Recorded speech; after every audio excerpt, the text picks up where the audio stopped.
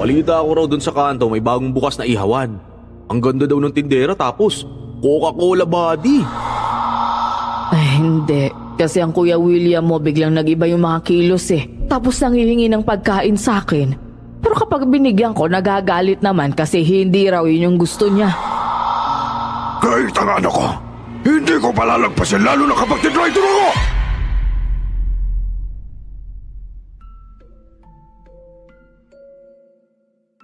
Paano mo nga ba masasabing tapat ang isang tao sa'yo na pinagkakatiwalaan mo? Sa panahon ngayon, marami kang tao na makikilala at magiging kaibigan pero hindi lahat ay mapagkakatiwalaan. Matuto tayong makisama pero wag magtitiwala kasi hindi natin alam kapag nakatalikod na tayo, aahasin na tayo ng taong pinagkatiwalaan natin ng husto. Kadalasan pa kung sino ang inaakala mong kaibigan, magagawa ka pang traidorin dahil sa inggit na meron sila sa'yo. Ako nga po pala si JC at ito ang aking kwento. Bago ko simulan ng storya, huwag kalimutang mag-subscribe bilang suporta sa ating channel. Bak, pakitulungan naman ako sa pagbubuhat nitong mga nyog papunta sa kanto. Darating daw kasi mamaya yung mamimili ngayong araw eh. Balita ko nga eh. Saka yung mga langka na malalaking pinitas ko na rin lahat. Tiba-tiba na naman tayo nito. Sakto, pang-inom na naman mamayang gabi. Ikaw talaga puro na lang inom yung iniisip mo. Ako, pass na muna ako ha. Ano namang iisipin natin yung mga binata tayo? Kung may mga asawa tayo, di mas maganda. Basta ako, nag-iipon ako ngayon para kung sakaling may ihulog sa akin ng langit na isang babae, handa na ako agad. Palibasa ako si kwapo ko eh. Hindi mo na kailangang hintayin yung hulog ng langit para magkaroon ng babae. Marami kayong babae ang gusto makatikim sa'yo dito sa baryo natin. Kilala mo si Elsa? Oh, isa yun sa patay na patay sa'yo. Ayoko ng babaeng kagaya ni Elsa. Gusto ko kasi sa babae, yung ako yung lumalapit, hindi yung kusang nagpapatuka. Arte mo naman. Marami din kayang nagkakagusto dun kay Elsa. Swerte mo nga kasi sa'yo siya nagpapapansin eh.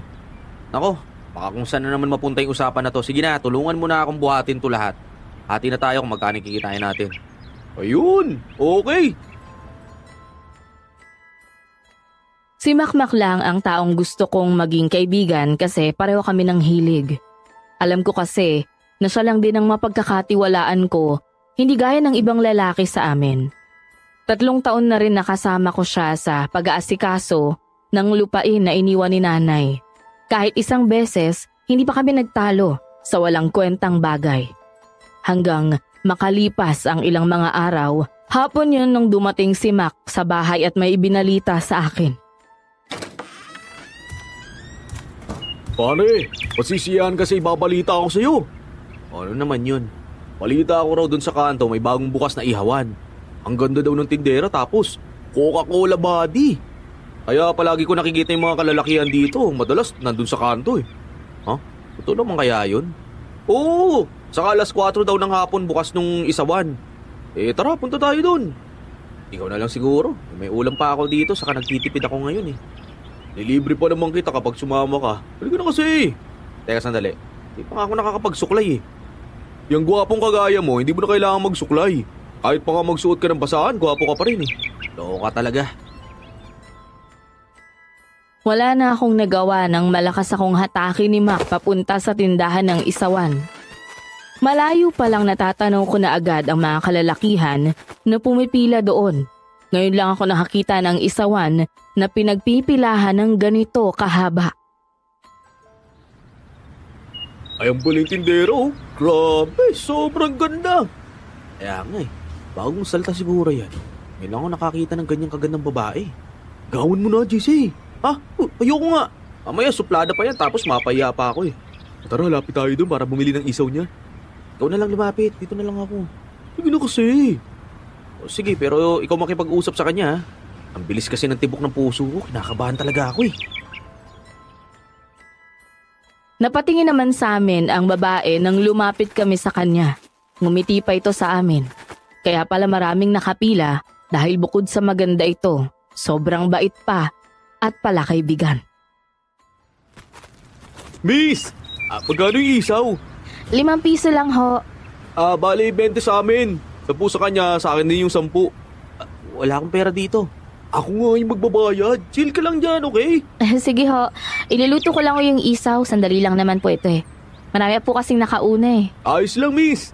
Kahit pa hanggang mamayang gabi, willing kami maghintay ng kaibigan ko. Diba, JC? Ano? Sandali lang naman ho ito. Ano nga palang pangalan mo? Lynn, kayo, anong pangalan nyo? Ako si Bakbak. Tapos ito naman si JC, kaibigan ko. Pwede ko bang maiwan sa inyo saglit itong paninda ko? Nauuaw kasi ako eh. Inom lang akong tubig sa loob kahit sandali lang. Oh, sige, ayos lang.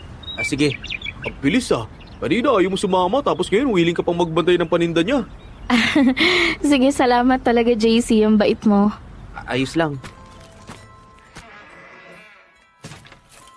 Nang makaalis si Lynn, si Makmak naman ang nagluto doon sa mga isaw.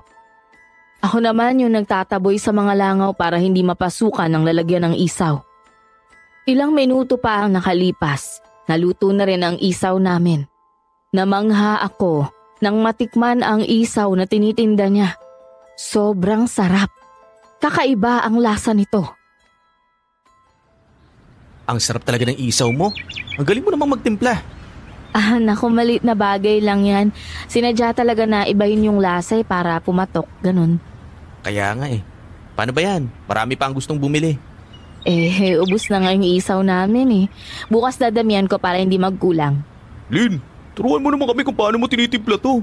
Hindi pwede no, baka gayahin mo. Secret nga lang yan eh. Ito naman. Sige na, Lynn. Balik kami bukas dito ha. Sige, hintayin ko kayo ha.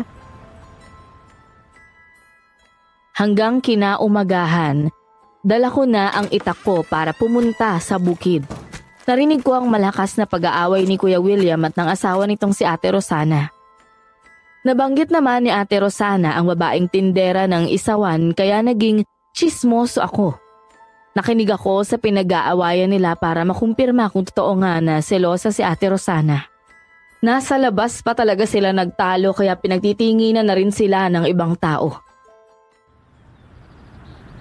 Palibasa kasi, iba ang iniisip ko. Ayaw mo pa ba nun? Kapag galing sa labada, hindi mo na kailangan magluto dito sa bahay kasi meron na tayong ulam. Huwag ka nang tumanggi. Ang binabalik-balikan mo dun yung tindera. Hindi naman masarap yung isaw niya, mas masarap pa akong magluto doon. Anong tindera sinasabi? Nakakaya ka talaga. Tanda mo na nagsiselos ka pa rin. Kasalanan ko ba kung hindi ka nagkakaanak kaya ka nagkakaganyan? Aba, at binabalik mo pa talaga sa akin ng sisi. Hoy, ikaw ang baog sa ating dalawa. Alam mo, kapag makita ko talaga yung babaeng yan, kakalbuhin ko talaga yan. Marami na rin ang mga babaeng nagreklamo dito dahil sa kanya, nawawala na sa tamang katinuan yung mga asawa nila. Palibasa, pare-pares kayong mga babae kung mag-isip eh. Subukan mo lang sugurin niya sa lit. Sa isawan dahil malalagot ka talaga sa akin, babae ka. Tinalikuran ito ni Kuya William at nakita kong napaiyak si Ate Rosana. Nilapitan ko naman ito para mapagaan ang pakiramdam niya. Ate Rosana, hindi naman po sana nangingialam ako sa away ninyo mag-asawa pero dapat doon kayo sa loob nag-uusap, di po ba? Napakaraming tao po kasi dito sa labas eh. Ay, naiinis na talaga ako kay William na yan. Nang dahil dun sa babaeng yun, marami na siyang pinagbago. Alam mo ba minsan, kapag wala akong perang maibigay sa kanya, nagwawala siya. Kapag hindi siya makapunta sa isawan. Ano po? Bakit naman siya nagwawala? Kasi nga hindi daw pwedeng kahit isang araw, hindi siya makabili ng isaw ni Lynn. Alam mo sana naman hindi tama ang hinala ko na mayroong gayumang tinitinda ni Lynn. Sadyang masarap lang po talaga yung tinda ni Lynn, saka imposible naman na may gayuma yon. Huwag na po kayo malungkot. Kakaayos din naman po kayo ni Kuya William eh. Hindi na rin umimik pa si Ate Rosana at pumasok ito sa bahay. Hanggang isang araw pang lumipas, pumunta ako sa palengke. Hindi ko inaasahan na magkikita kami ni Lynn. Lumapit naman ako sa kanya nang makita kong marami siyang bit-bit na plastic para matulungan siya. Tulungan na kita. Mukhang hirap na hirap ka sa pagbibit-bit niyan eh. Ay, salamat. Marami kasi akong kinuha na isaw ngayon sa suki ko eh. Alam mo na, madalas kumukulang yung tinda ko. Nga pala, matanong ko lang, kilala mo ba si Kuya William? Oo, madalas siyang tumatambay sa pwesto tsaka dun din sila nagiinuman. Paminsan-minsan nakakainis yun lalo na kapag lasing kasi sobrang kulit. Ganun talaga ang tao kapag ka nakainom. Mukhang alam ko na yata kung bakit ka nagtatanong May nakapagsabi sa akin na nagtalo raw sila ng asawa niya nung nakaraan kasi nagsiselos daw. Naku Diyos ko, hindi ko naman papatulan yun no. Kaya lang siya bumabalik doon sa tindahan dahil nga sa mga tinitinda ko. Ano bang sikreto ng paghahain mo ng isaw? Ay, sige na nga. Pero atin-atin lang to Hindi ko rin alam Ang totoo niyan, yung may-ari kasi talaga yung nagtitimpla ng mga isaw. Ako, tindera lang naman ako dun. Bawal akong mangialam sa ginagawa niya. Tsaka, tumataas nga yung sahod ko sa kanya dahil marami akong benta araw-araw Saan naman yung may-ari? Nasa bahay nila. Tapos, dun ko rin dinadala yung isaw. Tapos, isang katulong lang yung aharap sa akin. Pagkahapon naman, ibibigay sa akin ng katulong yung lulutuin ng mga isaw. Sa totoo lang, hindi ko rin nakikita yung may-ari Pero, balita ko, chef daw kasi yun. Hindi lang pang lokal na chef yun pang international pangaraw. Kaya pala kakaiba yung lasa. Oo. Nang makarating na kami sa pwesto ni Lynn, saktong nandun si Makmak. Kaagad naman itong ngumisi nang makita niya akong kasama ang dalaga. Grabe! Kage moves talaga yung mga tirada ng kaibigan ko Ano ka ba? Kita lang kami sa palengke no. Hinatid ko lang siya dito kasi kawawa naman. Sige, salamat CJ Walang anuman. Nang makapasok na si Lynn sa loob ng pwesto, siniko naman ako ni Makmak. Uy, share mo naman sa akin kung anong pinag-usapan ninyo. Layon, kau talaga Ikaw talaga puro ko sikreto Wala nga. Tungkol naman sa tinda niyang isaw yung pinag-uusapan namin tapos wala na. Di niyo ba nabanggit sa'yo na type niya ako? Hindi. Tara na, pumunta na tayo sa bahay at nang maluto na natin tong bangus.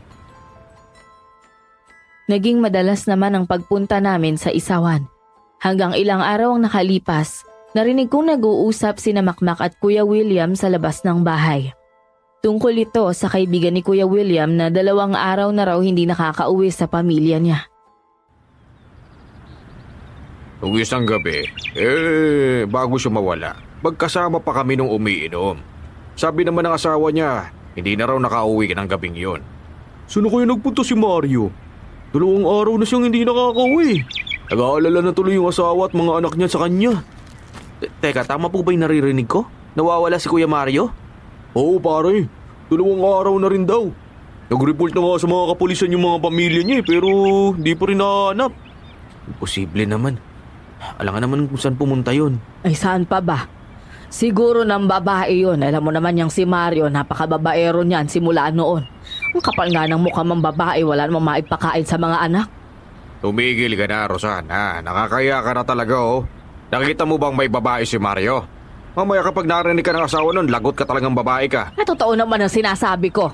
Kaya nga sobrang close ninyong dalawa dahil parehas kayo. Itong si JC nga gwapo pero minsan hindi pa yan ang babae.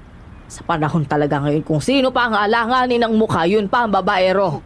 Sakit naman magsalita ni Ate Rosana. Wala akong pakialam kung masaktan ka sa sinasabi ko. Totoo naman. Makalipas ang ilang linggo, sunod-sunod na ang pagkawala ng kalalakihan sa lugar namin. Yung iba, may mga asawa at anak pa. Halos mabaliw na nga ang mga pamilya ng mga ito dahil hindi man lang mahanap kahit ang mga bangkay na lang sana. Pumunta kami sa isawan ni Lynn at tumulong sa kanya sa pag-aasikaso ng mga customer niya kasi wala naman kaming gagawin. Salamat sa inyo nagabala pa kayong tulungan ako. Ayaan nyo pagka nakasahod ako dito, lilibre ko kayo ng nilaga doon sa kabilang bayan. Sabi mo yan Oo, para naman makapag-banding tayo. Ay tsaka nga pala, grabe naman yung mga pangyayari dito no.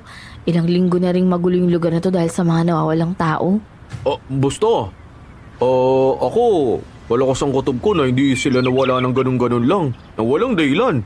Siguro nga tama si Ate Rosana na ng babae sila at iniwan yung pamilya nila. Ay nako, Makmak, huwag ka na nga magsabi ng ganun. Imposible naman na sabay-sabay silang ng babae tapos sabay-sabay din silang umalis. Tama ka dyan, JC.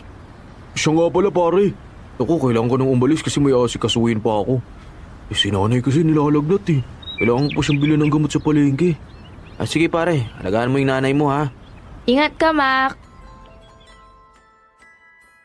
Nang makaalis na si Makmak, napansin ko naman na bukas at nilalangaw ang lalagyan ng isawan. Agad kong tinakpan yun habang napapailing. Alam mo, napapansin ko lang yung si Makmak, parang makakalimutin, no? Sinabi mo pa, ganyan talaga yan. Ang balita ko kasi muntik na daw yung mamatay ng bata pa dahil sa aksidente. Napuno raw ng anesthesia yung katawan niya kaya yun, naging makakalimutin. Ah, ganun ba? Kaawa naman siya, no? Nga pala, ikaw ba may kutob ka na kung saan pumupunta yung mga nawawalang tao? Wala nga eh. Kung may nakita lang sana ng bangkay, di sana masasabi nating nasalbi sila pero wala eh. Nakakapagtaka, no? Kasi biglaan nangyari. Oo, kaya nga bawat isa naguhulaan kung saan talaga sila nagpunta. Nang sumapit ang gabi, umuwi na ako sa bahay. Agad ako nagpahinga ng mga oras na yon at habang nagpapaantok, bigla akong nakarinig ng may kumalabog sa pintuan. Binuksan ko at tinignan ko naman kung ano yun. Nagulat ako nang may isang nilalang na sumakal sa akin. Halos hindi ako makahinga at unti-unti akong nawala ng malay. Nang magising ako, si Ate Rosana na ang nakita ko. Anong nangyari sa akin? Ay, ewan ko sa'yo. Napadaan ako kanina dahil bumili ako ng gamot ni William. May nakita kitang nakahilata dito sa pintuan ng bahay mo. Ano? Yung nilalang ang may kagagawa nun sa akin? Teka, nakita niyo po ba kung anong nilalang yung sumakal sa akin? Nilalang? Ay, Diyos ko, naparami ata ang inom mo at hanggang ngayon nananaginip ka pa. Anong nilalang ba yung pinagsasabi mo? JC, sige na, pumasok ka na sa loob. Matulog ka na nga. Ate, naghihintay pa sa akin si William.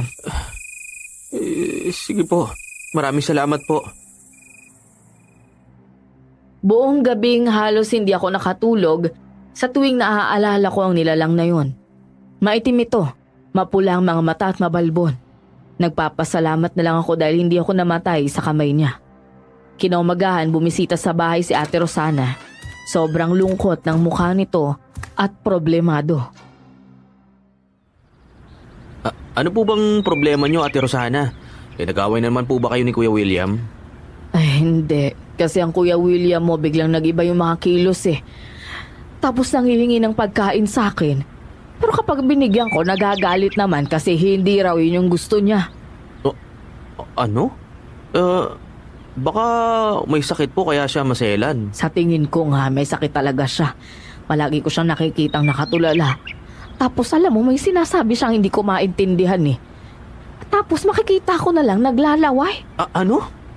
Oo, nagtawag na nga rin ako ng albularyo at papunta na siya sa bahay. Teka, patingin nga ako ng leeg mo, parang nangingitim yan.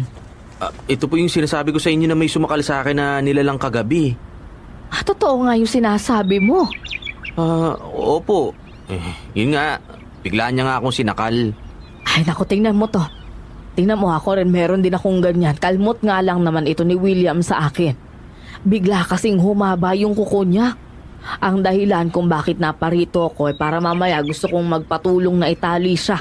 Baka kasi manakit kapag nakawala sa bahay. Sige po. Pupunta naman po ako sa bukid ngayon eh.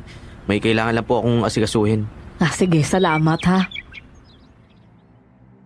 Napakunot naman ang noo ko sa mga nalaman ko kay Ate Rosana. Gulong-gulo ako habang naglalakad papuntang bukid. Saktong nakasabayan ko naman si Makmak dahil may pinag-usapan talaga kami na doon na lang magkikita. Naikwento ba ni Ate Rosana sa iyo yung nangyari kay Kuya William? Oo, sinabi niya nga sa akin lahat eh. Ano kayo nangyari sa kanya? Baka mamaya nasiraan na siya ng ulo. Hindi, pero may kutob ako kung bakit siya nagkakaganon. Okay, bakit naman? Malakas ang kutob ko na nayanggaw si Kuya William. Halatang-halata eh. Umaba raw yung kuko niya tapos inatake si Ate Rosana kagabi. Hindi lang yun. Ilang araw na din siyang hindi kumakain ng kanin. Basta, may iba daw sa kilos niya pero Hindi naman alam ni ate kung ano yun. Alam mo, malalaman natin mamaya kung totoong nayanggaw nga siya. Pero ang tanong, sino naman kaya yung gumawa kung sakaling nayanggaw siya? Ang narinig ko kasi kay nanay, ang yanggaw daw ay mula sa tubig o pagkain. Kapag daw pinakain ka ng aswang ng laway niya, magiging aswang ka na daw. Maaring isa sa mga kaibigan niya o kaya dun sa kinakain niya ng galing. Teka, tumaan ka na ba sa pwesto ni Lynn kanina? Oo, dun nga ako galing eh. Alam mo, nagtataka nga rin si Lynn kung bakit hindi daw pumaparoon si Kuya William. Iyaya pa nga ako ni Lynn eh. Nasamahan ko siya pumunta sa palengke kaso may pinag-usapan tayo kaya hindi na ako sumama. Ganun ba? E di sana sinamaan mo na lang. Kawawa naman kasi ang daming binibili lagi yun eh. Alam mo, nagtataka lang ako kung bakit kahit isang beses, hindi man lang nagpapakita yung may-ari ng isawan na yun. Sabi naman ni Lynn, busy daw kasi talaga. Maraming ginagawa. Pero dito lang din yung bahay daw nun. Sakit ng leeg ko. Napansin ko nga, nangingitim yung leeg mo eh. Na paano ka ba? Maniniwala ka ba kung sasabihin ko sa'yo na sinakal ako ng isang nilalang kagabi? Basta, nako, ang pangit ng itsura niya. Mukhang aswang. Huwag ka magpatawa, JC. Tinatanong ko na maayos eh. Seryoso nga ako. Buti nga ka mo at buhay pa ako hanggang ngayon. Kung ganun, dapat tayo magpasalamat kasi hindi ka pa pinatay. O ano man yung nilalang na yun, aswang man yun o anumang elemento, dapat kailangan natin mag-ingat. Sa panahon ngayon, konti na lang yung mapagkakatiwalaan. Tama ka, Makmak. Napahinga ako ng malalim ng mga oras na yun at napahawak sa liig. Nang hapon, kakauwi lang namin galing bukid, sinalubong ako ni Ate Rosa. Hala ko, nagsisimula na namang magwala yung Kuya William mo. Tulungan mo nga kami, JC. Itali natin. Sige po. Bilisan natin, baka makalabas sa bahay. Tumakbo kami papunta sa bahay nila. Nang makarating ako doon, nakita ko na nagwawala si Kuya William. Kahit 6 na lalaki na ang pumipigil sa kanya, nahihirapan pa rin sila. Tinulungan ko silang matali siya at nang matapos, sinabi naman ni Ate Rosa ang dahilan kung bakit siya nagkaganon. Ang sabi ng albularyo na yanggaw daw ang asawa ko. Po? Teka, alam niya ba kung sino yung gumawa nun? Hindi nga eh. Tinanong ko siya kung pwede niyang gamutin ang asawa ko pero hindi raw niya kaya. Naku, sino naman kaya aswang dito sa atin? Hindi ko nga alam kung sino pero isa lang iniisip ko na baka doon niya nakuha ang yanggaw sa isawan. Nang mga sandaling yon napaisip ako. Totoo nga na madalas nandun si Kuya William at maaaring dun nga talaga niya nakuha ang yanggaw. Hanggang sumapit ang 8:00 ng gabi, nagiinuman kami ni Makmak sa bahay. Narinig namin ang malakas na pagsigaw ni Ate Rosa, kaya tumakbo kami papunta ron. Ate Rosa! Ano nangyari? Si William, nakatakas siya sa bahay. Pero kasi nilalang na pumasok sa amin at doon talaga dumiretso sa kwarto ng asawa ko. Pinakawalan niya si William tapos umalis. Hindi kaya aswang din niya tumulong sa kanya? Sa tingin ko aswang nga. Baka siya yung nangyanggaw kay Kuya William at kaya nito pinakawalan para may kasama na siya mambiktima na tao. Parang awa niyo na tulungan niyo kung mahanap yung asawa ko. Natatakot ako baka makakain siya ng tao at hindi na magamot ng albularyo. Dali-dali kaming nagronda kasama ang mga tanod para mahanap si Kuya William. Buong barangay tumulong sa amin. Naikot na namin ang baryo pero hindi pa rin namin nakita si Kuya William. Kaya nagdesisyon na kaming pasukin ang gitna ng kagubatan. Hanggang may narinig kaming isang sigaw ng matandang babae. Naroon yung aswang! Ayun siya! Dalihan natin. Kailangan natin siya mahuli para batali na natin ulit. Paano natin siya mahuli kung nandiyan siya sa itaas ng malaking puno? Baka mamaya mapahamak pa tayo dyan eh. Gawan nyo ng paraan para mahuli yung asawa ko. Parang awa nyo na. Kung dito lang po sana siya sa baba, mabilis natin siya mahuhuli. Nakakatakot lang baka biglang umatake yan tapos isa-isahin na yung lahat dito. Huwag mo na kasi lang takutin pa, Makmak. Magagawa natin paraan yan. Meron naman nagpumilit na umakit sa puno para maipasok sa kulambo si Kuya William. Nang magtagumpay kaming ipasok siya sa loob ng kulambo, doon na namin siya hinila papunta sa ilalim at sinalo. Bigla namang kumalma si Kuya William at parang nawala bigla sa sarili. Dinala namin ito sa bahay at mas lalong hinigpitan ang pagkakatali sa kanya. Maraming salamat pala sa iyo, Ali, at ikaw nakakita sa asawa ko. Walang anuman, Iha. Kailangan ko nang umuwi. Saan po ba yung bahay ninyo? Ihatid na lang po namin kayo. Naku, wag na. Ayoko nang makabala. Sa susunod, para hindi makalabas yung asawa mo, lagyan mo ng kulambo ulit. Oh, salamat ho ulit. Makalipas ang ilang araw, bigla naman bumalik ang matandang albularyo. Tinatawag niya rin kami sa bahay ni Ate Rosana dahil may sasabihin ito sa lahat ng mga kalalakihan. Dumating kami roon para lang makinig sa kanya. Kaya ako nandito para sabihin sa inyo na huwag kayong pumunta doon sa isawan ng babaeng yon. Maaaring isa sa mga naging dahilan kung bakit nayanggaw si William ay dahil sa kinain niyang isaw. Malakas ang kutob ko na isa siyang aswang. Isa ako sa magpapatunay na aswang talaga ang babaeng yon. Simula nang dumating yan dito, nasiraan na ng bait ang asawa ko. Tingnan niyo kayo ng kalagayan ni William. Gusto niyo bang maging kagaya niya? Nayanggaw na walang kalaban-laban. Wala pa naman po tayong pruweba na ang babae yun talaga ang nangyayanggaw. At saka isa pa, wala rin naman siyang kasalanan kasi nagtitinda lang naman siya Iyo, isa akong manggagamot kaya mas alam ko yon kaysa sa'yo. Ang huling kinain ni William bago siya nagkaganyan ay isaw. JC, hindi naman kita masisisi kung ayaw mong maniwala. Napakaganda ni Lynn para mapagkamalang aswang. Pero yun nga talaga ang totoo. Hindi naman po sa hindi ako naniniwala. Ang akin lang po, mas maganda sana kung may ebidensya tayo. Huwag kang mag-alala. Gagawan ko ng paraan para mapaamin ang babaeng yan. Kahit na ako, hindi ko rin talaga mapigilan na hindi maisip ang sinabi ng albularyo. Tama naman siya. Araw-araw nandun si Kuya William sa pwesto ni Lynn. Nakaramdam ako ng kilabot sa tuwing maaalala ko na kumain ako ng isaw na tinda niya. Huwag mong sabihin naniniwala kang aswang si Lynn. Hindi nga ba? Saka kakaiba naman talaga yung lasa ng pagtimpla dun sa isaw Alam mo, hindi talaga ako naniniwala na hindi niya pa nakikita yung totoong may-ari ng isawan na yun. Ang bilis mo talagang maniwala sa mga bagay-bagay. Hindi aswang si Lynn. Ano ka ba? Talagang ganun lang yung sinasabi ni Ate Rosa kasi nga naiinggit yun dun sa dalaga Bahala na. Basta ako, ayoko na talagang kumain dun sa isawan na yun. Ano? Hindi mo na makikita si Lynn. Bahala na kung hindi. Basta ako, mahal ko pa buhay ko, makbak.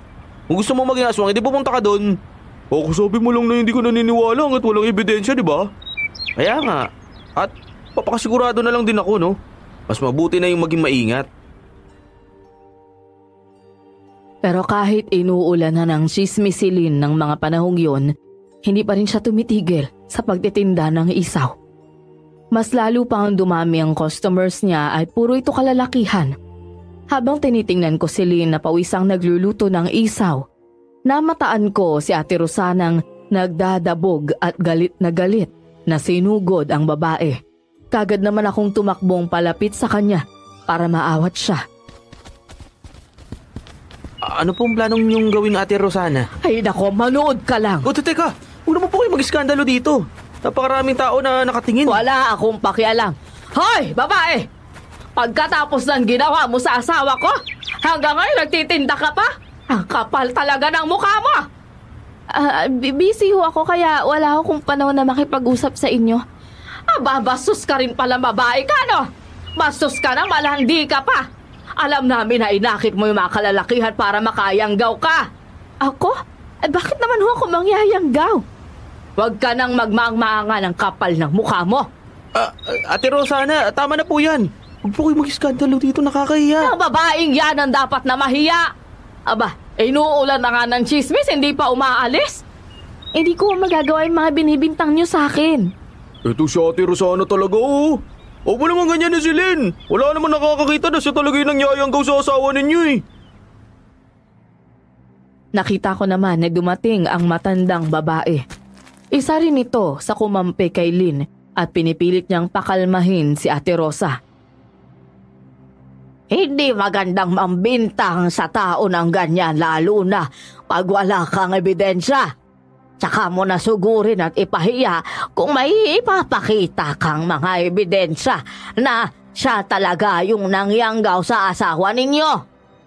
Kaya nga po eh. Bakit ba hindi nyo makita na may kinalaman siya sa nangyari sa asawa ko?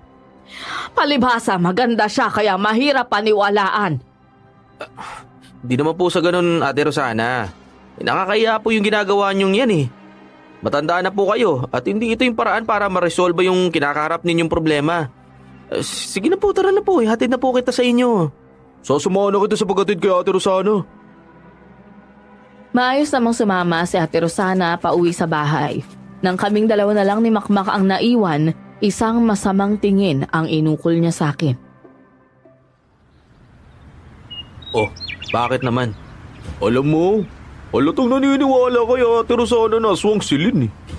Oh, paano ko sabihin kong oo? Kasi totoo naman talaga eh. Doon lang madala si Kuya William tapos bigla siyang nayanggaw. Sige nga, ikaw ba hindi mo talaga maiisip na hindi siya isang aswang? Hindi, ang ganda-ganda ni Lynn eh. Para maging aswang. Eh bahala ka sa buhay mo kung ayaw mo maniwala. Basta ako, kahit anong mangyari, hindi na ako kakain doon sa isawan na yun. Hindi ka naman kawalan kung ayaw mo bumili sa kanya eh. Todo kampi ka sa babaeng yun. Baka mamaya isa ka na rin sa mga nayanggaw niya kaya ka nagkakaganyan. Galit na tumalikod sa akin si Makmak. Alam ko naman kung bakit siya nagkakaganon dahil nga may gusto nga siya kay Lynn. Makalipas ang ilang mga araw, dumating si Makmak at Lynn sa bahay. Ayoko namang maging bastos kaya hinarap ko sila. Nandito si Lynn para makiusap sa'yo. Ano naman papakiusap niya sa akin? Sinabi sa akin ni Makmak na naniniwala ka rin daw na aswang ako. Hindi ko rin alam kung paano ko ipapaliwanag yung sarili ko eh. Pero hindi ko rin alam kung paano nangyari yun kay Kuya William. Talaga ba? Ayokong saktan yung damdamin mo pero sasabihin ko to sa'yo, Lynn. Simula nang dumating ka dito, nagwawala na yung mga lalaki kapag hindi nakakatikim ng isaw mo. Eh hindi ko nga alam kung bakit eh. Maniwala naman kayo sa akin, inosente ako. Tendera lang ako dun sa isawan na yun at hindi ako nagtitimpla nun. Oo nga! Wala mo naman si Lynn. Wala talaga siyang alam sa nangyari. Magkaibigan tayo at hindi ko naman hahayaan na maniwala ka sa mga chismis na yan, JC. Eh kung ganon, sino ba talaga nagtitimpla ng isaw na yun? Hindi naman nakasagot sa akin si Lynn, kaya nararamdaman ko na may tinatago talaga siya. Siguro hindi niya lang masabi dahil sa takot. Habang nag-uusap kami, may kumatok sa pintuan kaya binuksan ko naman. Nagulat ako nang makita ang albularyong matandang lalaki. Mang Eric? Bakit po yun nandito? May tinatago ka ba sa akin sa loob? Nararamdaman ko na may bisita ka dito. Nandito po si Makmak. Hayaan mo ako makapasok para makita ko kung sino ang bisita mong aswang. Sige po, pero wag lang po sana kayong mag-skandalo kasi nakakahiya po eh. Pinapasok ko siya sa bahay. Nang magkita naman sila ni Lynn, naramdaman ko ang pagkailang ng babae at namutla ito ng husto. Ano? Hanggang ngayon hindi ka pa rin umaalis sa lugar na to? Huwag mong hintayin na may gawin ako sa kakalalayas dito. Wala nga ho kung ginagawang masama eh. Trabaho ko lang ho talagang magtinda ng isaw. Nararamdaman ko kung ano ang pagkatao mo kaya hindi mo ko maluloko. Kapag hindi ka pa talaga umalis dito, ako na mismo ang magtataboy sa'yo. Tama na ang pagmamanipula sa mga utak ng tao. Pero wala po talaga akong kinalaman sa mga nangyari. Tumigil ka na! Nang sigawan siya ng matanda, nagmadaling lumabas si Lynn sa bahay. Doon ko talaga napatunayang may tinatago siya. At yun ay isa siyang aswang. Huwag ka nang magpauto sa kanya dahil pati ikaw gusto ka niyang gawing aswang ano? Opo, naiintindihan ko naman po yun. Ang akala ko talaga nagsasabi ng totoo si Lynn. Pero natatakot siya sa inyo, Mang Eric. Ibig sabihin lang nun, isa talaga siyang aswang. Hindi kanya titigilan hanggat hindi kanya nayayanggaw, JC. Kaya ito ang punyal. Gamitin mo yan para mapatay mo siya. Itawag mo sa dibdib niya nang sa ganon, mabilis siyang mamatay. Ha? Hindi ko po kayang pumatay ng aswang. Kayang-kaya mo yan. Magtiwala ka sa sarili mo. Kailangan mong maging matapang para hindi ka matulad sa kanila. patuloy kanyang uutuin kapag naniniwala ka sa mga sinasabi niya. Nag-aalangan naman akong kunin sa kanya ang punyal. Sandali ako napatitig sa punyal at tinago ko rin yon sa bulsa. Nagpaalam na ang matandang lalaki sa akin na umalis at ganun din si Makmak. Nang gabing yon, pinuntahan ko si Lynn sa tindahan pero wala siya doon. Dumiretso naman ako sa bahay niya at saktong nakita ko siyang papalabas na may bit-bit na malaking bag.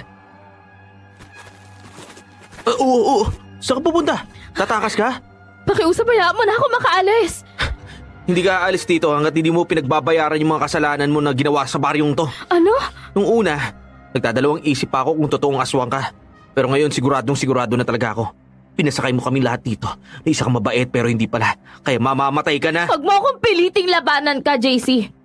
Aalis ako nang sa ganun matapos na yung gulo na to. Ang sabihin mo, gusto mo lang takbuhan yung mga ginagawa mong kalokohan dito sa amin.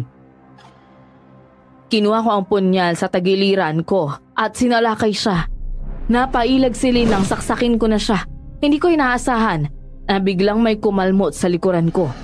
Isang nilalang na may maitim na katawan nang sumalakay para iligtas si Lynn. Sinalakay niya ako at pinakakalmot sa iba't ibang bahagi ng katawan kaya nabitawan ko ang punyal. JC, ayos ka lang ba? Dumating pa talaga yung mga kalahi mo para iligtas ka! Hindi ko siya kilala. Bilisan mo, ayan na siya, susugurin ka niya ulit! Napahiga na ako sa lupa ng mga sandaling yon. Kaya umupo siya sa dibdib ko at akmang itatarak ang mahahaba niyang kuko at saktong meron namang humampas sa kanya ng isang latigo. Kaya natamaan ito sa mukha. Tumakas na kayo dalawa. Bumalik kayo roon sa loob at ako nang haharap sa aswang na gabunan na to. Aling Talina! Halika na, JC. Alalayan na kita. Bilisan nyo na! Pumasok na kayo sa bahay ni Lynn! Mabilis naman akong inalalayan ni Lynn at dinala sa loob ng bahay niya. Maya-maya pa sumunod sa pagpasok ang matandang babae. Nasaan na po yung aswang? Tumakas na. Munti ka nang mapatay ng aswang. Mabuti na lang at saktong dumating ako. Maraming salamat po sa pagligtas sa amin, Aling Talina. Walang anuman. Nakatunog siguro na aalis ka kaya gumawa ng paraan para pigilan ka. Ay walang magandang patutunguhan niyang taong mabilis naniniwala sa mga walang kakwenta-kwentang haka-haka. Eh alam niyo, hindi isang aswang si Lynn, kundi isa lang talagang normal na tindera. Ano? Teka, pero yung aswang nakita ko, niligtas niya si Lynn laban sa akin eh. Hindi niya niligtas si Lynn. Balak nga niyang patayin ka at isunod si Lynn. Eh nang sa ganun matago nila ang pagkataon nila. Malakas talaga yung kutob ko na may sumabutahe sa tinda niya ang isaw para makayanggaw at para kay Lynn mabaling ang sisi. Ano po ibig niyo sabihin? Eh sinadya nilang mangyanggaw para masiraan si Lynn. Abay, walang kasalanan ng babaeng ito. Inosente yan. Hindi ko hahayaan na masisi siya sa lahat. Kaya sinabihan ko siyang tumakas. Nang sa ganon hindi mapahamak. May alam na po ba kayo kung sino ang aswang? Sa ngayon, wala pa. At hindi pa ako nakakasiguro. Pero malapit ko na rin malaman ng totoo kung sino yung aswang na yan. Habang nag-uusap kami, dumating naman si Makmak sa bahay ni Lynn. Ayon sa kanya, hinahanap niya raw ako. Nagtaka naman ako kung paano niya nalamang nandun ako ng mga oras na yon. Hindi ko naman sinabi sa'yo na pupunta ako dito ah. Hindi nga. Pero naalala ko kasi ang sinabi sa'yo ni Mang Eric kanina, kaya naisip ko, kaya nandito ako ngayon. Hindi naman ako nagkamali. Oh, anong meron? Saka bakit marami kang sugat? Sinalakay ng aswang nagabunan. Kaya ayan, nagkasugat. Aswang nagabunan? Ang akala ko silin ang aswang. Kamali tayo ng hinala. Di pala talaga totoong aswang si Lynn. Muntik na rin siyang mapatay gamit yung punyal na to eh. Sinasabi ko naman kasi sa'yo na hindi talaga siya isang aswang pero ayaw mo maniwala eh. Kailangan nyo akong tulungan para mahanap yung aswang. Sa ngayon, kailangan magtulungan kayong dalawa para maprotektahan si Lynn laban sa mga tao na naniniwalang aswang siya. Ay, wala pang problema sa amin yun, Aling Talina. Basta para kay Lynn, handa kami ni JC na protektahan siya. Makakaasa ka sa amin. Simula ngayon, hindi ko nahahayaan na may magpahiya pa kay Lynn. Maraming salamat sa inyong dalawa ha. Sa totoo lang naging magaan ang loob ko nang malaman ko ang totoo na hindi aswang si Lynn. Makalipas pa ang 2 araw pumunta ako sa bahay ni Ate Rosana para kumustahin si Kuya William. Bala ko rin sana itong kausapin tungkol sa pagkatao ni Lynn. Hindi pa rin ba siya gumagaling? Ang akala ko po, ginamot na siya ni Mang Eric. Medyo nagiging maayos na rin siya. Darating din naman ngayon si Mang Eric para tingnan si William. Ang hiling ko lang talaga, mahuli na yung aswang na nangyanggaw sa kanya para may paghiganti ko ang asawa ko. Pero paano po kung hindi talaga sili ng aswang? At ang nangyanggaw sa asawa ninyo ay ibang mga tao? Ay nako, imposibleng hindi siya. Siya lang talagang naisipan kong nagmaghahasik ng lagim sa lugar natin. Ate Rosa, huwag na mo po sanang sasama yung loob ninyo pero maniwala kayo sa akin. Hindi po talaga siya may kagagawa ng pagyayanggaw kay Kuya William. Ano pa bang aasahan ko sa'yo? Natural kakampihan mo yon kasi gusto mo ang babaeng yon. Hindi naman po sa ganon. Ayoko lang kasi na magtanim kayo ng galit sa isang tao na wala namang ginagawang masama sa inyo. Yung ginawa niyang pagyayanggaw sa asawa ko, hindi pa ba masama yon? Hindi niyo kasi ako naiintindihan dahil wala naman kayo sa sitwasyon ko. Naiintindihan ko po. At alam ko nagalit kayo sa mga nangyayari sa asawa ninyo. Sa ngayon po, hindi mo kailangan na maniwala sa mga chismis. Mas lalo lang lalala ang sitwasyon ng asawa ninyo kapag sili ng ginigiit ninyong aswang. Bakit naman lalala? Kasi po hindi nyo mahanap ang totoong nangyanggaw sa kanya at ibang tao yung mapagbibintangan ninyo. Kung gusto nyo talagang maipaghigante yung asawa ninyo, makipagtulungan po kayo sa akin. Makipagtulungan? Saan? Sinabi ko naman sa kanya ang plano kung paano hulihin ang totoong aswang. Noong una naguguluhan pa siya sa sinabi ko pero pumayag din naman. Gusto naming gamitin ang bahay ni Ate Rosana para matrap ang aswang sa loob. Kinaumagahan ramdam ko pa rin ang kirot at pananakit ng mga kinalmot sa akin ang aswang. Sinundo naman ako ni Makmak sa bahay para yayaing pumunta sa bukid. Konting sugot lang pero makaaray naman akala mo pinipisa yung abdo eh. Sakit nga kasi talaga. Kung ikaw yung nasa kalagayan ko, ewan ko na lang ha. Paano ba naman kasi nagpipiling superhero ka sa harapan ni Lynn? Kaya yan tuloy na pala mo. Hindi ah. Ako lang talaga yung sadya ng aswang na yun. Hindi nga niya sinaktan si Lynn eh. Gusto ko lang malaman kung babae o lalaki yung aswang eh. Ang sabi daw ni Aling Talina, lalaki daw. Tapos ang tawag nila doon, aswang na gabunan. Iba-iba talaga yung mga tawag sa aswang ano? Siguro. Ang mabuti pa, ikaw na lang ang umakyat doon sa bukid. Dala mo ako ng mga prutas mamaya pag uwi mo ha. O sige, magpagaling ka rito. Huwag kang lalabas dahil baka mamaya mapagtripan ka na naman ng mga asungot dyan at mabugbog ka. Opo. Salamat sa pagpapaalala, kaibigan. Nang makaalis si Makmak, sunod namang dumating sa bahay si Lynn at may mga dala itong gamot para sa pamamaga. Meron din itong dalang pagkain para sa akin. Sana hindi ka na nag-alala pa para pumunta dito. Nakakaya naman sa'yo. Ano ka ba? Ayos lang. Kahit muntik mo na akong patayin, kailangan pa rin kitang alagaan dahil utos ni Aling Talina eh. Pasensya ka na. Pasensya na sa nangyari nung nakaraan. Masyado lang din ako nadala sa emosyon ko eh. Nagalit ako sa'yo dahil akala ko kasi totoong aswang ka eh. Tama nga si Makmak. Hindi ka pala dapat sisihin sa lahat ng mga nangyayari. Sige na. Ito na. Kumain ka na nang malagyan ko rin ng gamot yung mga sugat mo. Tsaka nga pala, nasa si Makmak? Ba't wala siya dito? Umalis siya. Pupunta ng bukid. Alam mo, bilib din ako sa samahan yung dalawa eh. Parang hindi kayo matitibag eh. Yun bang kahit mag-away kayong dalawa, maya-maya lang batiin na kayo? Gayon na ba kayo katagal na magkakilala? Si Makmak, kababata ko yan. Siya talagang malapit sa akin. Gusto ko kasi siya maging kaibigan dahil hindi siya plastic eh. Sabi nila sa panahon daw ngayon kahit daw kaibigan, hindi na mapagkakatiwalaan. Kaya, kung ako sa'yo, huwag kang gaano magtiwala ah. Oh. Bakit naman? Wala lang. Baka kasi, malay mo inggit din siya sa'yo kagaya nung iba. Wala, hindi yan. Kilala ko yan. Tumango siya sa akin at kumain na rin ako. Nang matapos, kaagad naman niyang nilagyan ng gamot ang sugat ko. Nga pala, may kwento ako sa'yo. Alam mo ba kahapon may nakita raw na bangkay sina kapitan dun sa gilid ng kalye? Wala na raw sila nakitang laman loob ng bangkay na lalaki. Tapos bukas pa yung tiyan. Nilihim nila yun sa mga tao para hindi na raw madagdagan ng mga galit nila sa aswang. Sana sinabi naman nila sa mga taga-baryo para mas lalo silang mag-iingat. Sikap, talaga madalas niyang tinatakpan yung mga masasamang nangyayari dito sa barangay. Palibasa, isa din siyang korap eh. Mukhang mabait naman si kapitan eh. Tsaka isa rin pala sa dahilan kung bakit ako nandito dahil may papakiusap ako. Oh, sige, sabihin mo lang. Gusto ko sana makausap si Ate Rosana eh. Para malinis ko yung pangalan ko na hindi ako ang gumawa nun sa asawa niya. Naku, wag na. Mamaya magalit pa sa'yo yun o kaya ipahiya ka pa sa iba. Mahirap na. Alam mo naman yung kapag nagagalit, diba?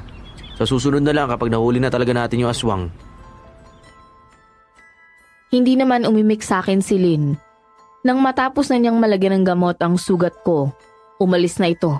Napangiti ako habang inaalala ang magandang mukha ni Lynn. Sigurado na talaga ako. Naaasawahin ko siya. Matapos lang ang problemang kinakaharap ng barangay namin. Isang gabi, pumunta naman ako sa bahay ni Ate Rosana para kamustahin si Kuya William. Buti naman at maaga ang dating mo. Kanina pa kita hinihintay. Pasensya na, Ate Rosa. Sumasakit na talaga yung sugat ko sa sobrang hapdi. Kaya parang ayaw kong lumabas ng bahay. Ay, naku, pasasaan ba at gagaling din ng mga yan? Ikaw naman kasi hindi ka nag-iingat sa mga aswang na yan. Buo na po ba yung desisyon mo na makipagtulungan sa akin? Sasagot pa sana ito nang biglang dumating si Mang Eric at may bitbit na manok na pula. Hindi ako mapapagod na sabihin kay Ate Rosa na hindi aswang si Lynn nang sa ganon ay tutulong siya sa amin para mahanap ang totoong aswang. Jesse! Ba't ang parito ka? Gabi na. Siguro hindi nakakapagpahinga na maayos si William kasi palaging may bisita. Kararating lang naman ho ni JC, Mang Eric. O siya, simulan ko na orasyon para matapos to kagad. Tsaka, papakawalan ko si William. Ho? Paano kung tumakas yan at makakain ng tao? Yan. Sigurado ako dahil takot yan sa akin. Ikaw, JC, kung matatakutin ka na, pwede ka nang umalis. Mamaya na lang po. Kampante naman po ako na hindi makakalapit sa akin si Kuya William kasi nandyan po kayo eh. Napangiti sa akin si Mang Eric at pinakawalan nga niya si Kuya William. Nakita ko naman na nakaupo lang ang lalaki habang nag-oorasyon si Mang Eric sa harapan niya. Ang kamay ng matandang lalaki ay nakahawak sa ulo nito. Nagulat ako nang gilitan ni Mang Eric ang leeg ng manok. Tsaka inilagay sa maliit na mangkok ang dugo nito at biglang pinainom kay Kuya William. Ate, ba't niya ginawa yun? Aba, ewan ko. Sa daliga tatanungin ko. Mang Eric, bakit nyo naman pinainom ng dugo ng manok ang asawa ko? Papawihin natin ang uhaw ng demonyong nakatira sa katawan niya. Isa pa, kailangan ito ni William na sa ganun ay gagaling siya kagad. Paano naman po siya mapapagaling ng dugo ng manok? Kapag binigay natin ang pangangailangan ng demonyo sa kanyang katawan, malakas ang kutob ko na lulubayanan niya si William. Kasi hindi na tayo maramot eh. Alam ko na nag-aalala kayo pero okay lang yan. Tignan nyo, medyo maliwalas na ang mukha niya dahil nakainom na ng dugo. At ano naman ho ang gagawin sa katawan ng manok na pula? Huwag niyong sabihin na ipapakain niyo din niya sa asawa ko. Ay ang katawan ng manok na ito tatapo ko sa kagubatan. Isa ito sa mga alay natin sa demonyo. Kung sa bagay, tama po kayo. Nag-aalay talaga ng manok ang mga albularyo po para mapagaling ang mga napapagamot nila. Pero ngayon lang po ako nakakita na kailangan palang painumin ng dugo. Ay nako Jesse, huwag mo na questionin ang paraan ng panggagamot ko. Kung ayaw nyo sa paraan ko, edi wag. Humanap na lang kayo ng ibang albularyo. Ay, di naman ho sa ganon. Hindi ho yun ang ibig sabihin ni JC. Pagpasensyahan nyo na ho. Sandali kukuha ko ng tubig para makainom kayo. Hindi na. Kailangan ko nang umalis na. Alam mo naman na malayo ang bahay ko rito eh. Mang Eric, ito nga pala yung bayad. Hindi na.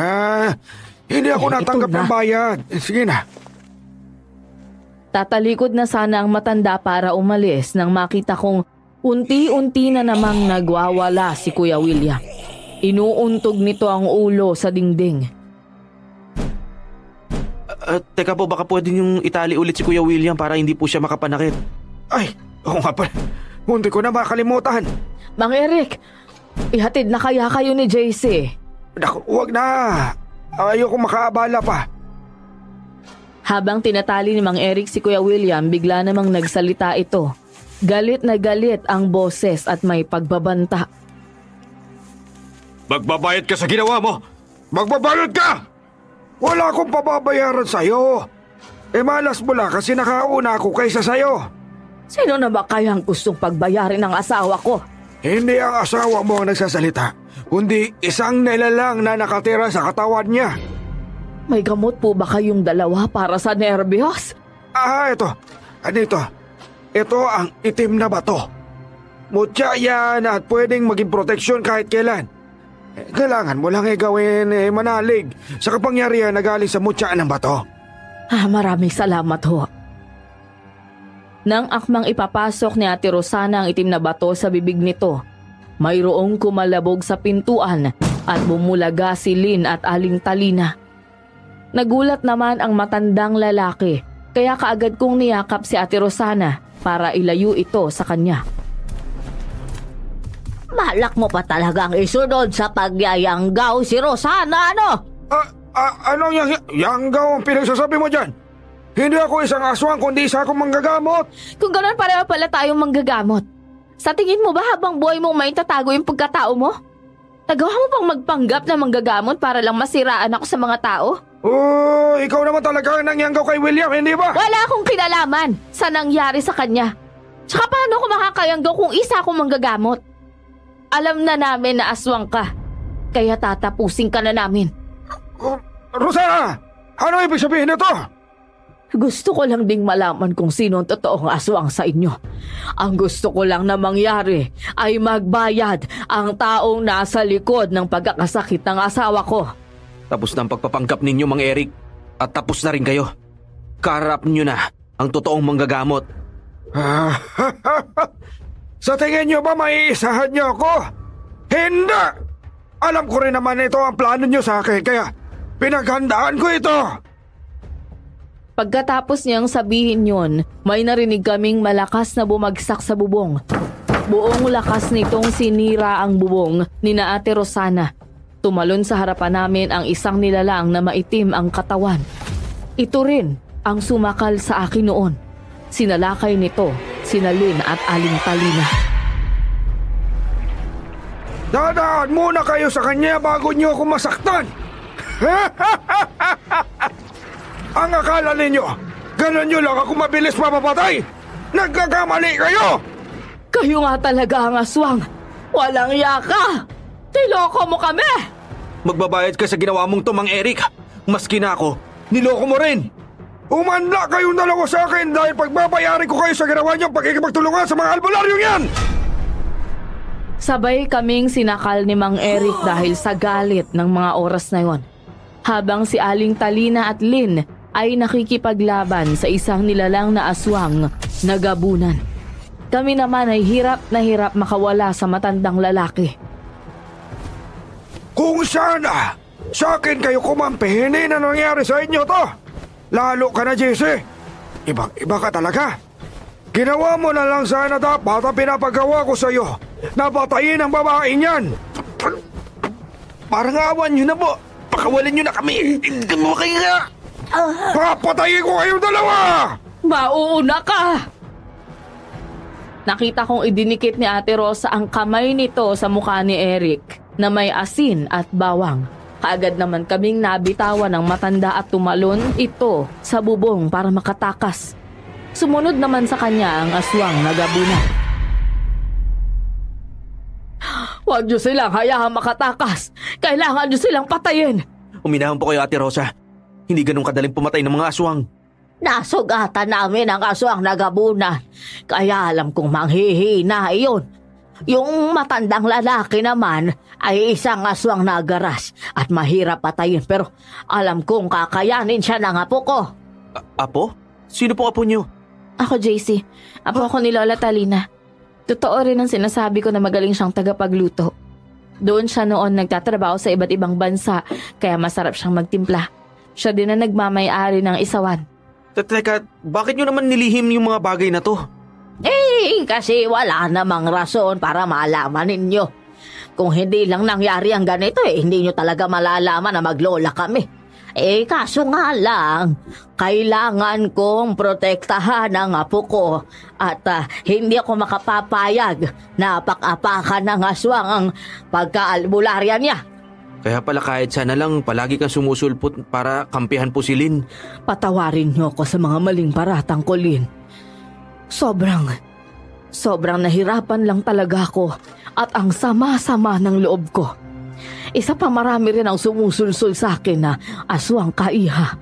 Naniwala din ako dahil kilala ko sila ng lubos kesa sayo. Ayos lang ho, naintindihan ko ho kayo. At teka, pwede niyo po gamutin si Kuya William para bumalik na talaga siya sa pagiging tao?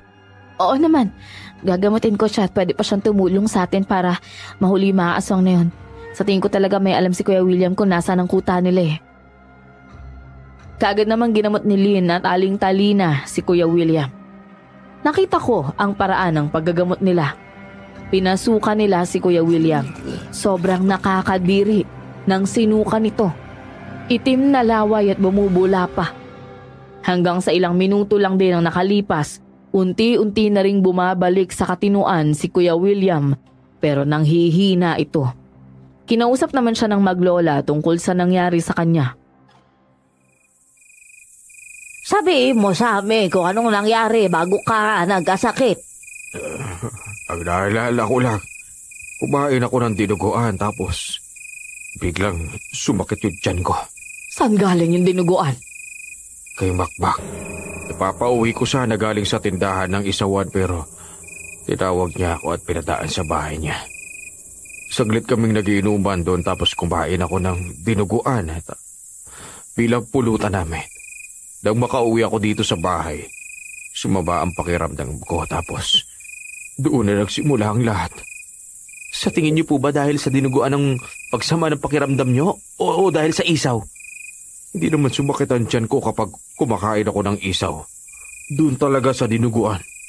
Tapos nakakarinig ako ng boses na parang bumubulong sa akin. Yun lang ang naaalala ko at wala na.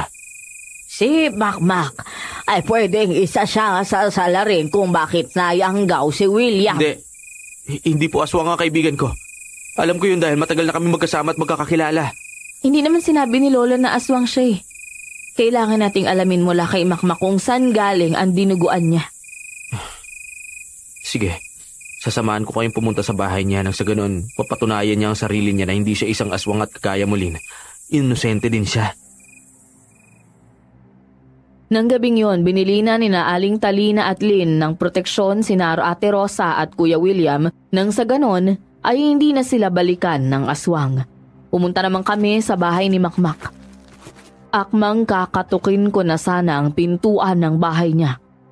Napansin ni Ate Talina na umuusok ang bandang likuran ng bahay niya.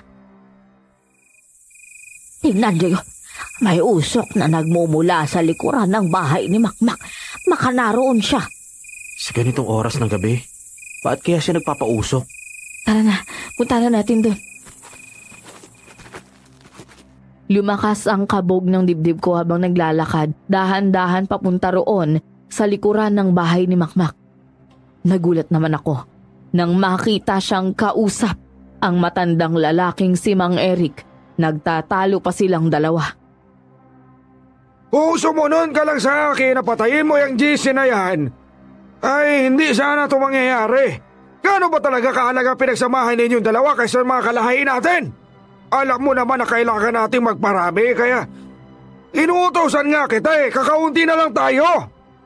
Gusto ko naman sana siyang patayin kaso lang matalino si JC.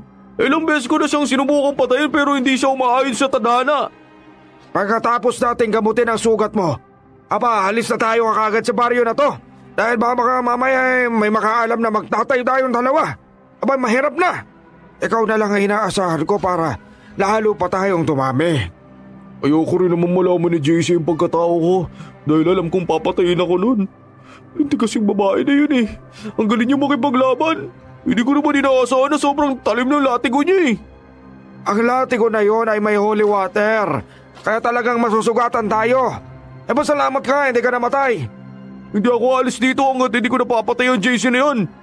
Sili na sana magpaparami ng lahi natin kung hindi lang siya nagpapabide. Delikado na ala kapag nasikatan tayo na araw dito.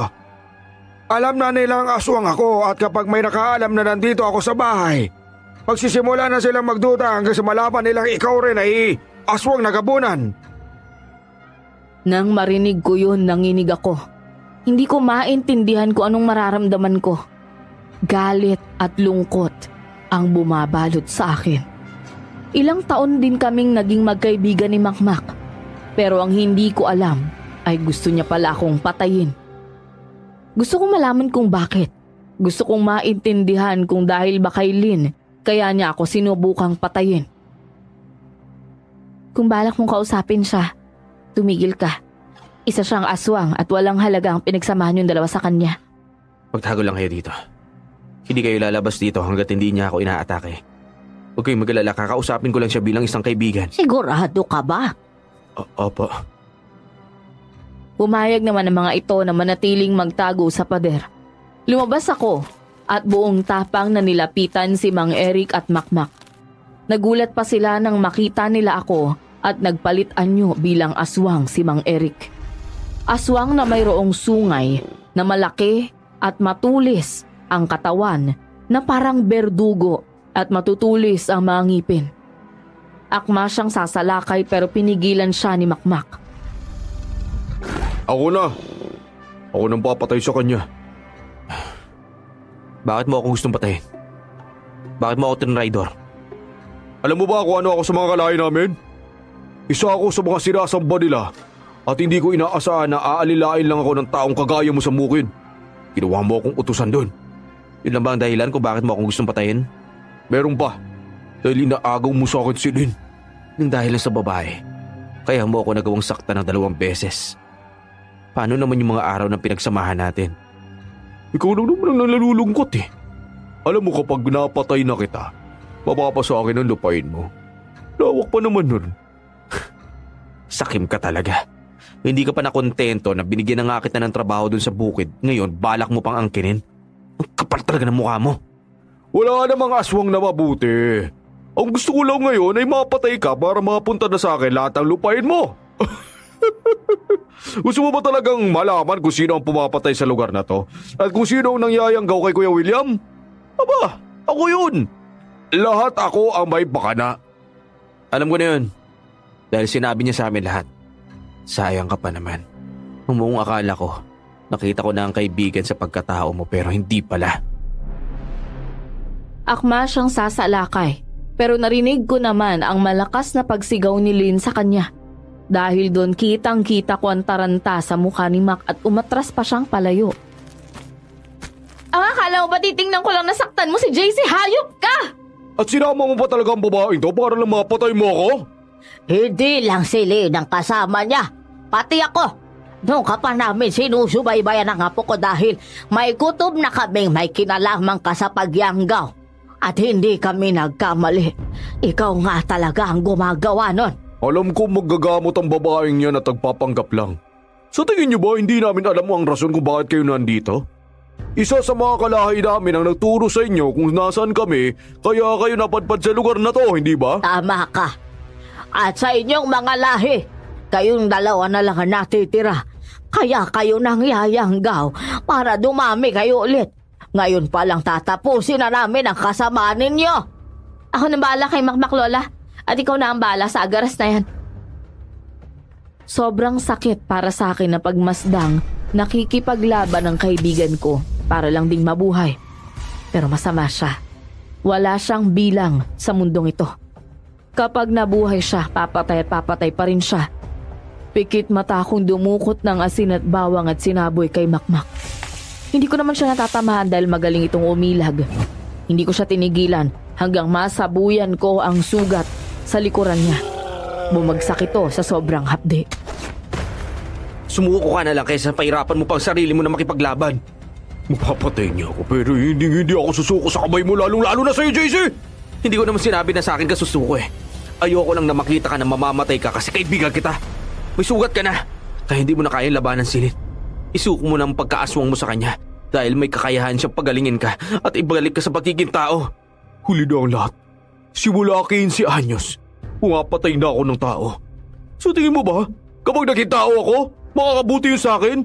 Kapag naging katulad mo ako na isang tao, magkakaroon ako ng konsensya at uusigin ako nun hanggang sa mamatay ako. Tutulungan naman kita magbago ah. Papatawarin kita sa mga ginawa mo sa akin. Para kapatid na nga yung turing ko sa'yo eh. Mahalaga ka sa akin, alam mo yun. Hindi, sinugaling ka. Totoo ang sinasabi ko. Tinuring na nga kitang parang kapatid eh. Nang mga sandaling yon, nakita ko si Aling Talina na malakas na bumagsak sa lupa dahil sinipa siya ng agaras. Napasigaw si Lynn nang makitang sumuka ng dugo ang lola niya. Lola Talina! Malakas ang tatay ko, JC. Kaya kayo dapat sa sumuko. Kahit kailan talaga, hindi mo ako tinuring na kaibigan. Sige nga, halos araw-araw mo sinasabi sa lahat na magkaibigan tayo. Na ako ang pinakapaborito mo dahil hindi kita binubuli dahil sa kalakihan ng katawan mo. Hindi yun totoo. Hindi yun totoo. Hindi nga ba? Kung kamatayin ko magpapatahimik sa'yo, sige gawin mo! Patayin mo ko. Pero huwag mo kakalimutan na naging parte ako ng buhay mo. Bakit bang sobrang perpekto mo? Pinaglihi ka ba sa Diyos ninyo? Sa kabila na ginawa ko sa'yo, bakit kaibigan pa rin ang tingin mo sa akin? Hindi ako nararapat na mag-iisang kaibigan mo. Isa lang ang gusto kong marinig sa'yo, JC. At yun ay sabihin mo sa akin na kasi nasusuklap man mo ko. Hindi ko magagawang sabihin dahil isa kang malaking parte ng pagkatao ko. Nasaktan ako dahil ganyan ka at wala kang plano magbago. Ito ang gusto ko sabihin sa'yo. Pinapatawad na kita sa lahat ng ginawa mo sa akin. Sa lahat ng mga ginawa mo. Nang mga sandaling yon, hindi ko inasahan ang sumunod na ginawa ni Makmak. Sinalakay niya ang kanyang ama at silang dalawa ang naglaban. Nagmadali naman kaming lumapit ni Lynn sa lola niya at tinulungan ito. Lola, ayos lang ba kayo? Oo, ayos lang ako. Kalabanin mo na ang agaras hanggat nadadala pa si Mac sa emosyon niya. Huwag mong papatayin si Makmak kahit anong mangyari. Tutulungan natin siyang magbago. Mas mahalaga ang pinagsamahan yung dalawa kaysa sama niya. Isa lang ang ibig sabihin nun, JC. Handa siyang ibuwis ang buhay niya para maligtas tayo sa tatay niya. Ilang beses kong nakikita na natatamaan si Makmak sa bawat atake ng tatay niya. Hindi ko naman pwedeng sabuyan sila ng asin at bawang dahil baka pati si Mac madamay. Hanggang nanghina si Makmak at nahawakan ng tatay nito ang ulo niya. Bigla niyang pinutol ang ulo ni Makmak at tinapon yun sa akin. Kahit ang anak ko, hindi ko palalagpasin lalo na kapag tinrider ako! Walang hiya ka talaga, matanda ka! Ikaw ang walang hiya! Nang dahil sa'yo, nagbago ang anak ko. Simula pa noon ay sinunod na niya ang utos ko. Pero simula nang makilala ka niya, naging pasaway na siya. Isusunod kita sa anak mo, tanda! Sinalakay naman sila ni Lynn. Gamit ang latigo, ay paulit-ulit siyang hinahampas ni Lynn. Todo iwas naman ang agaras. Napatingin ako sa ulo ni Makmak na nasa harapan ko. Sobrang sakit na makitang namatay siya para lang malabanan ang kanyang ama. Akin ang buntot pa, ginawak mo at Aling Talina. Sandali, alam kong galit ka at gusto mong mapatay ang tatay niya. Pero normal kang tao. Wala kang kakayang mapatay ang malakas na aswang na yan. Kagaya ni Makmak, handa rin akong mamatay para lang maipagiganti siya sa tatay niya. Pero JC, baka mapano ka? Hindi na ako sumagot at kinuha sa kanyang buntot pagi. Habang panay ang latigo ni Lynn, inatake ko ito mula sa likuran. Una kong ginawa ay sinabuyan siya ng asin at bawang. Sabay hampas ng buntot pagi sa batok niya. Paulit-ulit kong ginawa yun hanggang mapaluhod siya sa lupa. Ngayon, papatayin na kita. Hindi mo ako kaya patayin. Isusunod na kita sa kaibigan mo! Humarap siya sa akin para atakihin ako pero pinalo naman siya ni Lynn ng kanyang latigo. Nagkaroon siya ng sugat sa likod ng mga oras na yon. Sunod-sunod na napaungol ang agaras habang walang sawa siyang hinahampas ni Lynn. Ako na mismo ang maghatid sa'yo sa impyernong demonyo ka! Kahit papatayin niyo man ako, babalik pa rin ako. Bawal sa inyo! Hindi ka na makakabalik, hayop ka! Sisiguraduhin ko yan! Kagaya ng ginawa niya kay Makmak, pinutol ko ang ulo niya. Nang matapos ang pagpatay namin sa kanya, kagad kaming gumawa ng apoy para sunugin ang katawan ng agaras. Anong plano mo sa katawan ni Makmak? Ililiping ko siya sa sementeryo. Hindi pwede. Dahil sa oras na may tumulong sa kanyang aswang ay pwedeng mabuhay ulit at maging maranhig na aswang. Pero anong gagawin ko? Susunugin rin natin siya. Alam ko na masakit sa'yo pero yun ang tamang gawin.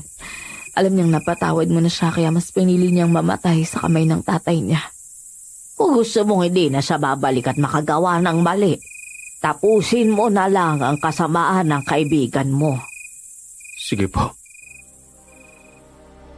Wala akong nagawa kundi sunugin ang katawan ni Makmak kasama ang tatay niya. Nang makalipas ang 1 linggo, napag-alaman din ng mga tao na sila nga ang aswang. Isa na si Kuya William sa nagpatunay sa kanila. Naging tahimik ang lugar namin at madalas akong nandun sa tindahan ni Lynn para tulungan siyang magtinda ng isaw. Kumusta ka na? Naungulila ka pa rin sa kaibigan mo? Oo naman. 1 linggo pa lang nakakalipas na wala siya. Pero kahit papaano, masaya pa rin ako dahil namatay siyang walang galit sa akin. Kahit sino naman walang magtatanim ng galit sa taong kagaya mo eh. Mabait ka, matulungin. Kaya nga madalas ako nandito sa tindahan mo para makasama kita. Kahit papaano, kawagaan yung pakiramdam ko. Talaga? E di dapat araw-araw pala nandito ka. Kaya nga eh. Kung di ka man magagali at bala ko rin sana ligawan ka. Ewan ko kung may pag-asa nga lang ako sa'yo. E di subukan mo para malaman mo.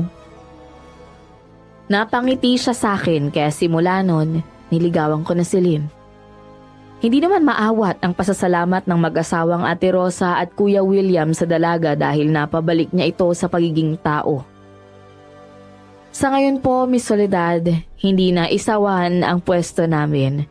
Meron na kaming pagmamay-ari na restaurant sa bandang Visayas. Naging asawa ko si Lynn at ngayon ay buntis na siya sa panganay naming anak. Hanggang dito na lang po ang kwento ko. Maraming salamat po sa pagbasa at more power sa inyong channel.